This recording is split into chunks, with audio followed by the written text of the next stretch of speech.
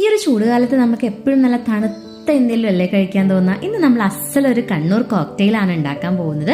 അപ്പോൾ വേവിച്ച ക്യാരറ്റും പപ്പായയും പിന്നെ നല്ല കട്ടപ്പാലും ആവശ്യത്തിനും മധുരവും പിന്നെ ഞാനിവിടെ ഐസ്ക്രീം ചേർക്കുന്നുണ്ട് കേട്ടോ. എൻ്റെ കയ്യിൽ പിസ്തയാണുള്ളത്. അപ്പോൾ ഞാൻ പിസ്ത ഇട്ടു, നന്നായിട്ട് അടിച്ചെടുത്തു. ഒരു ഗ്ലാസ്സിലോട്ട് കുറച്ച് അണ്ടിപ്പരിപ്പും മുന്തിരിയൊക്കെ ഇട്ടിട്ട് നമ്മുടെ മിക്സ് അതിലോട്ട് ഒഴിച്ചു കൊടുത്താൽ നല്ല ഭംഗിയാണ് കാണാൻ കേട്ടോ.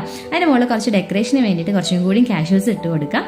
നല്ല ടേസ്റ്റാണ് കേട്ടോ. അപ്പോൾ എല്ലാവരും ഒന്ന് ട്രൈ ചെയ്ത് നോക്കുക. അപ്പോൾ ഇത് ഇന്നത്തെ എൻ്റെ ഈ ഒരു റെസിപ്പി ട്രൈ ചെയ്ത് നോക്കാൻ പോകുന്ന അച്ചയാണ് കേട്ടോ. അപ്പൊ നമുക്ക് കണ്ണൂർ കോക്ടെയിൽ അച്ചയ്ക്ക് ഒന്ന് ടേസ്റ്റ് ചെയ്യാൻ കൊടുത്താലോ?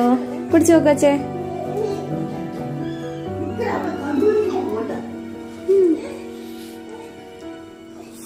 എങ്ങനെയുണ്ട്?